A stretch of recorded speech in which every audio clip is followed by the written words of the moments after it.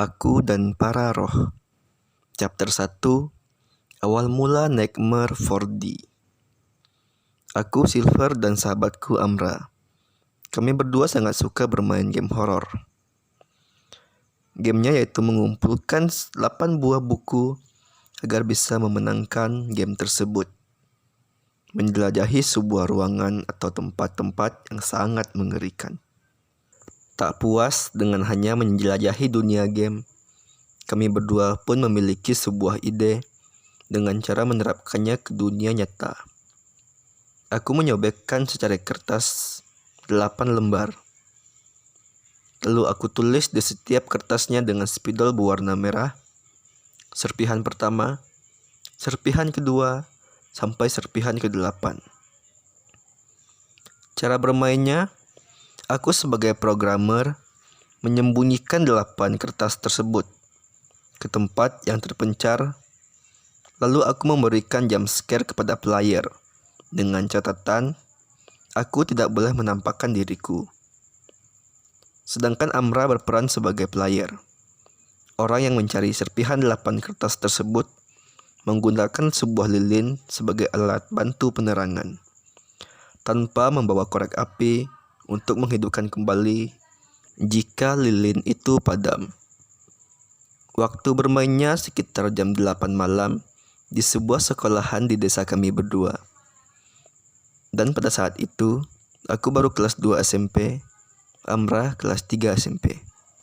Kami berdua berani melakukan hal ini bukan karena kami tidak percaya akan makhluk gaib, melainkan kami sudah sering merasakan hal-hal gaib di sekitar kami berdua. Seperti saat menjelajahi rumah kosong atau tempat seram lainnya, banyak hal-hal aneh yang terjadi. Dan kami menyebutnya uji nyali. Sampai pada satu ketika jam 7 malam, aku dan Amra pergi ke sebuah sekolah untuk mencoba permainan kertas itu. Aku menamai permainannya Nightmare 4D. Awal mula aku menyebarkan kertas itu terlebih dahulu. Amra menunggu di tempat start sampai aku kembali ke situ untuk menghidupkan lilin yang sudah digenggamnya. Aku taruh beberapa kertas di tempat yang mudah dilihat dan beberapa aku taruh di tempat yang sedikit tertutup. Setelah selesai menyebarkannya, aku kembali ke tempat Amra. Begitu aku selesai menaruh kertas terakhir itu, serentak hawa dingin seakan menusuk kulitku. Perasaanku merasa ada sesuatu yang janggal yang sangat sulit dijelaskan. Aku bergegas kembali. Aku tidak mengatakan kepada Amra tentang hal yang janggal itu. Aku hidupkan lilinnya dan dia mulai mencari. Selang beberapa menit, baru aku berangkat memberikan beberapa jump scare. Aku melihat dari kejauhan cahaya lilin yang dibawa Amra. Aku perlahan mengendap untuk berada di dekatnya. Dengan kedua tanganku yang sudah menggenggam beberapa batu kerikil. Aku bersembunyi di balik bayang-bayang dinding sekolahan itu. Bergerak perlahan tanpa suara. Keadaan mulai terasa aneh. Angin yang berhembus terasa terlalu dingin untuk kulitku. Dan aku merasa ada sesuatu yang sedang berkeliling, tapi entah apa itu. Aku kembali memperhatikan Amra. Tampak ia sudah memegang beberapa kertas di tangan kanannya. Ada satu tong sampah yang di dekatnya, sekitar 50 meter arah ke depan. Aku melempar tong sampah tersebut hingga terjatuh dan berbunyi cukup keras. Amra tampak terkejut, terlihat dari gerakan refleksnya yang tiba-tiba bergerak ke arah suara tersebut. Hanya jump scare seperti itu yang aku berikan. Selebihnya aku berfokus mengamati sekitar tentang apa yang janggal, sampai terkadang aku kehilangan jejak Amra. Jam 9:30, Amra berhasil mengumpulkan 8 kertas itu. Sungguh hal yang menegangkan. Kami berdua duduk di sebuah tepi barau yang ada di sekolahan. Sisa lilinnya dinyalakan di antara kami berdua. Amra mengatakan sesuatu. Tadi itu hebat ya. Aku sampai merinding saat kau menggoyangkan dahan pohon yang di belakang sekolah tadi. Dan suara jatuhan kursi di dalam kelas itu juga. Aku tidak tahu ada jendela kelas yang bisa dibuka untuk kau masuk ke dalamnya. Keren lah, sambil dia menunjukkan jempolnya ke arahku. Lalu aku terheran dan terdiam sebentar. Perasaan, aku nggak ada masuk ke dalam kelas sama manjat pohon.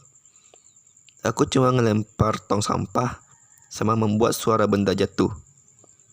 Amra menatap ke arah belakangku. Sil, pulang yuk. Ucapnya tergesa-gesa, lalu langsung pergi ke arah motor. Aku yang belum menjawab perkataannya segera menyusulnya. Ada apa? Tanyaku singkat. Pulang ya, ucapnya kembali. Kami berdua bergegas pergi menaiki satu motor. Aku sebagai penumpang di belakang. Di tengah perjalanan, saat sedang melewati sebuah turunan kecil, tiba-tiba gerakan Amra mengendarai motor menjadi aneh dan hampir saja kami berdua terjatuh. Kenapa, Am? Tanyaku. Emang kau nggak lihat? Hampir kita nabrak sesuatu tadi. Untung masih bisa aku mengelak, jawabnya. Aku terdiam sampai kami berdua datang ke halaman rumahku. Duduk tepat di pinggiran jalan gang.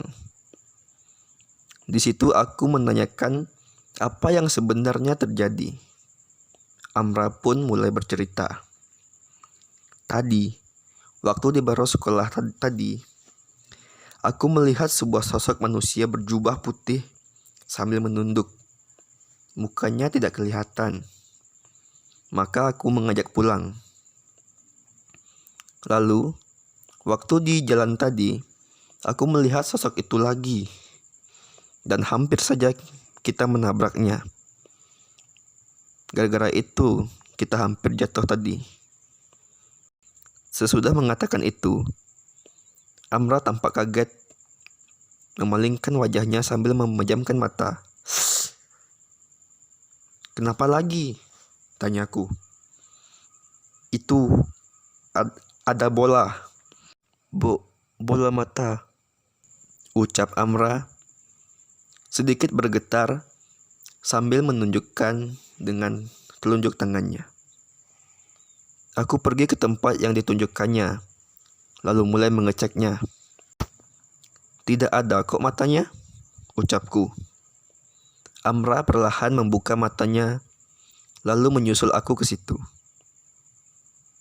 Enggak ada apa-apa, cuma bunga, ucapku. Bukan bunga yang aku lihat. Tadi di bawah bunga ini ada bola mata besar bergerak, ucapnya sambil menendang bunga-bunga di situ. Dengan keadaan trauma, Amra langsung pamit pulang ke rumahnya, dan aku pun masuk ke dalam rumah. Di kamar, aku merenungi kejadian yang terjadi pada malam hari ini sampai aku tertidur. Anehnya, saat aku sedang berbaring, aku merasakan sesuatu yang janggal kembali. Seperti akan ada hal yang buruk terjadi di kemudian hari.